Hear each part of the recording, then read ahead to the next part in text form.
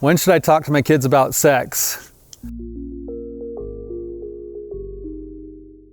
All right, you guys, today we're going to talk a little bit about that famous question that I get all the time in my practice. When should you talk to your kids about sex? And I wanted to maybe change the answer to that instead of when and change it into how, because the when is actually a pretty simple answer. Most of us were raised in kind of a generation where we grow up and eventually you hit your kind of mid-teen years.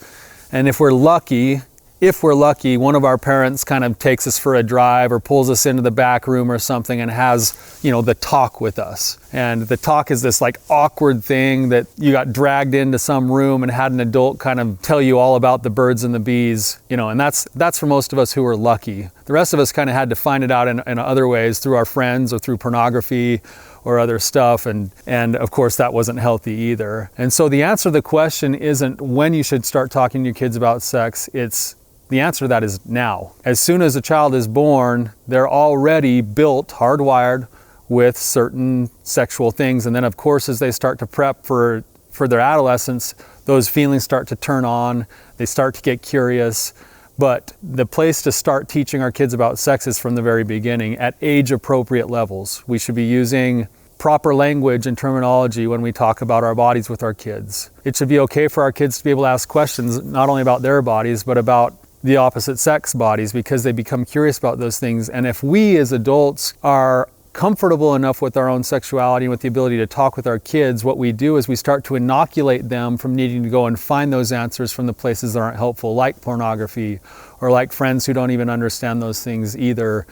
We become a landing spot for our children, and it becomes safe for them to talk about those topics. And when those topics aren't taboo, there's less shame associated with those things. I remember one time, this story, kind of goes along with what we're talking about here, but we were in the mall and I was with a friend and he had brought his little boys with us, and we went into one store and he went in the change room to try on some clothes and he had to drag his kid in with him.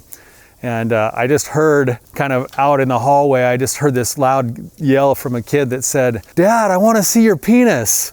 And all of a sudden my friend came running out, dragging his kid behind him, just beet red, all embarrassed, and wanted to just leave, didn't want to be in the mall anymore, just wanted to go away because he was so afraid of what everybody else was going to think. And it made me think, it was kind of a funny moment, but it actually made me think that that's part of what's kind of wrong with our world today is that he had to be embarrassed about that it's actually just kind of natural for a kid to be curious about that. It doesn't mean he has to do anything with it, but it's okay for the kid to ask the question and be curious about it. And if we were able to stop with our children and be able to take those moments when they come up and look for moments to teach them and offer them education as they grow, now, as they get older, you're on the in with your children and you're having regular conversations about the way that they're growing and maturing and the questions that come up at school, and you're involved in the ability to teach them in a healthy way. You're involved in showing them that it's okay for them to be sexual beings and that it's actually godly. It's part of how God created us to be sexual beings, and that God created certain boundaries in order us to bridle those feelings so that they can be of good health to us in our relationships, for connection